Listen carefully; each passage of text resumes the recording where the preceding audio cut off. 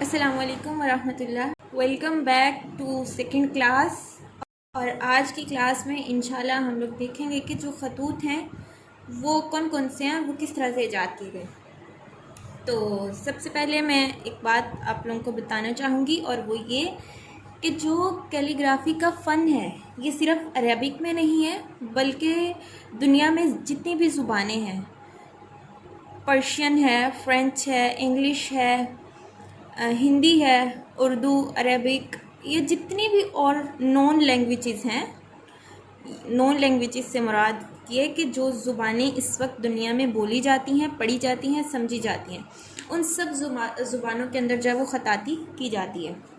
हम इस वक्त यहाँ पर अरबिक ख़ताती जो है उसको सीखने के लिए बात कर रहे हैं। तो मैं आपको उसी के बारे में आज बताऊंगी कि ये वाली जो ख़ताती है वो इसका आगाज़ किस तरह से हुआ और इसको किसने डेवलप किया, और किस तरह से इसका जो आज हम कहते हैं कि अच्छा जो फ़लाँ ख़तूत है उसको हम इतनी मेजरमेंट के साथ लिखेंगे, इसको हम इतनी मेजरमेंट के साथ लिखेंगे। तो ये सब किसने ईजाद किया?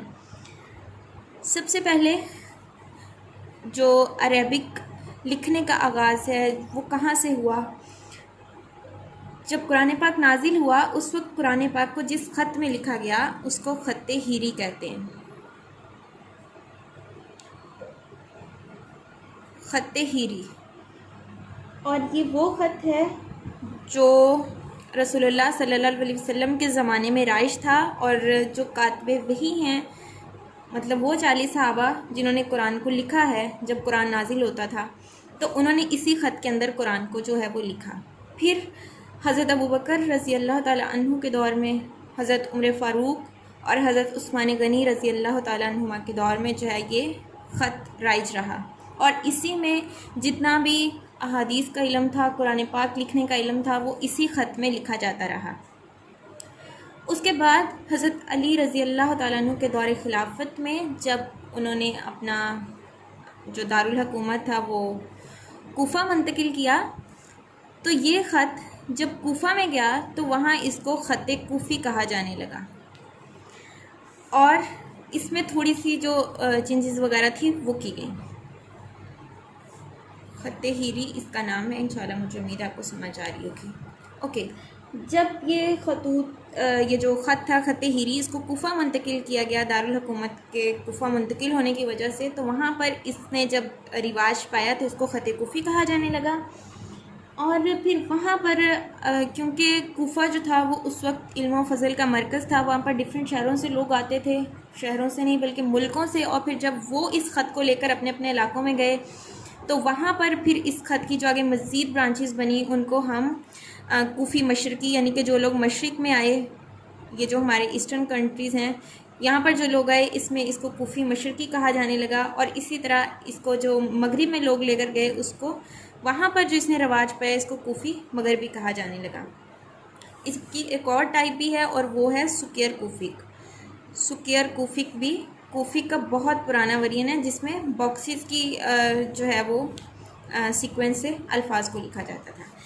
खैर, ये बात तो थी ख़त्ते कूफ़ी के बारे में, और ये ख़त आज भी राइज है, और इसमें राइज से मुराद ये कि अभी भी ये जो है वो चलता है और इसमें काम किया जाता है। ये जो ख़त्ते हीरी है, जैसे कि मैंने आपको बताया कि इसमें तमाम जो भी कुरान पाक को लिखने का काम था, अहादीस को लिखने का काम था, वो इस ख़त में किया गया, तो इसको उम्मुल ख़तूत भी कहा जाता है, क्योंकि फिर बाद में जो ख़तूत सब रिवाज पाए वो इसी ख़त से आगे रिवाज पाए। अच्छा, अब एक बहुत अहम बात बताने लगी हूँ और उसको ध्यान से सुनना है। वो ये कि जब अब्बासी हुकूमत का दौर आया उस वक्त जैसे कि हमें पता है कि इल्म ने बहुत तरक्की की, जो स्कॉलर्स थे उनको बहुत ज़्यादा मुकाम दिया गया, उन्होंने बहुत ज़्यादा काम किया, ठीक है, और उनको उस वक्त हुकूमत की तरफ से भी बहुत ज़्यादा सपोर्ट की गई। तो उसी वक्त अब्बासी दौर खिलाफत में ही ये जो कैलीग्राफी का फ़न है इसने भी बहुत ज़्यादा तरक्की की। आप अगर एक कैलीग्राफी की हिस्ट्री को स्टडी करते हैं तो आपको एक नाम मिलता है और वो है इब्ने मुक़ला। इब्ने मुक़ला ये वो शख्स हैं जो अरेबिक कैलीग्राफी के जितने भी खतूत हैं वो बानी समझे जाते हैं, क्योंकि असल में इन्होंने 6 बेसिक खतूत ईजाद किए और फिर आगे जो खतूत ईजाद किए गए बाद में सल्तनत उस्मानिया के दौर खिलाफत में या उसके बाद, वो फिर सारे इनके जो वज़ा करदा खतूत थे उनसे डिराइव किए गए। अच्छा, एक लफ्ज़ मैं बार बार बोल रही हूँ, खतूत। खतूत क्या होता है? यहाँ पर मैंने उमुल खतूत लिखा है। खतूत को इंग्लिश में कहते हैं स्क्रिप्ट। स्क्रिप्ट जैसे कूफिक स्क्रिप्ट, ठीक है। इसी तरह ख़त नस्ख है तो उसको हम नस्ख स्क्रिप्ट बोलते हैं, सुलूस है तो उसको सुलूस स्क्रिप्ट बोलते हैं। इन्होंने ये जो थे इब्ने मुकला, इन्होंने 6 खतूत जो है वो ईजाद किए और इन्होंने अपने हाथ से 3 बार जो है वो कुरान पाक भी लिखा मुकम्मल तौर पर।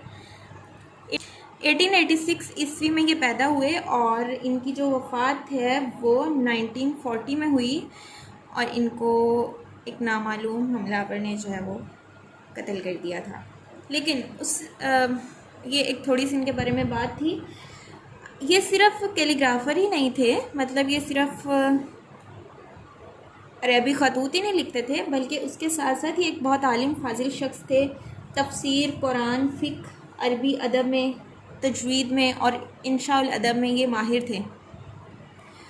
इनको जेल में भिजवा दिया गया था अब्बासी दौर खिलाफत में ही। ये वज़ीर भी उस वक्त मुंतखब हुए, उसके बाद इनको जो है वो जेल में भिजवा दिया गया और वहाँ पर जेल के अंदर इन्होंने जो है वो 6 खतूत ईजाद किए थे और उन खतूत के नाम जो है वो सुलूस, नस, मुहक्कक, रिहान, तोक़ी और रिक़ा, ये इनके जो है वो खतूत हैं।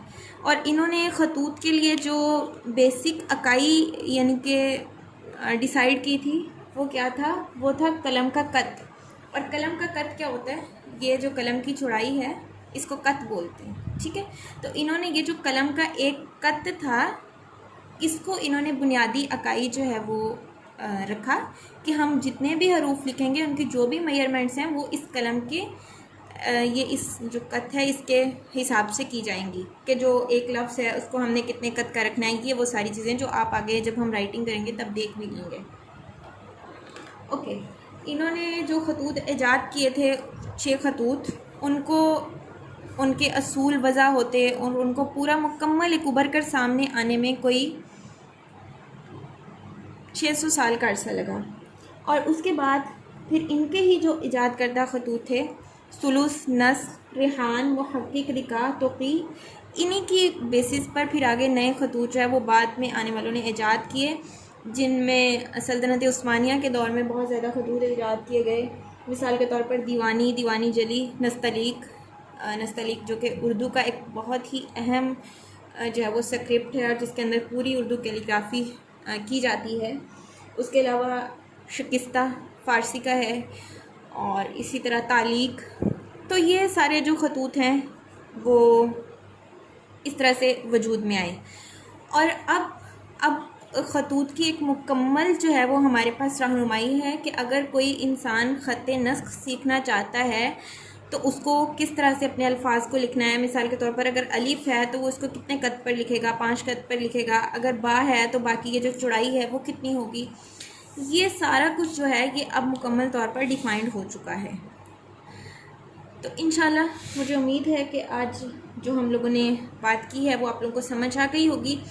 और एक बात के जो इब्ने मुकला ने 6 खतूत ईजाद किए थे उनको खतूत शशगाना कहा जाता है, खतूत शशगाना। और ये वो खतूत हैं जिनका रिवाज आजकल